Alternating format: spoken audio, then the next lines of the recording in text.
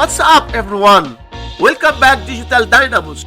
In today's episode video, 229 minus 229 which equals 0 times 229 minus 229 equals 0. Now we have this problem, 0 times 0 which equals 0. But this answer is not correct because according to the order of operations, we must do the multiplication and division, then do adding and subtraction. And so first we do this multiplication, then this subtraction, and at last this subtraction. So we have first this multiplication, 229 times 229 equals 52,441.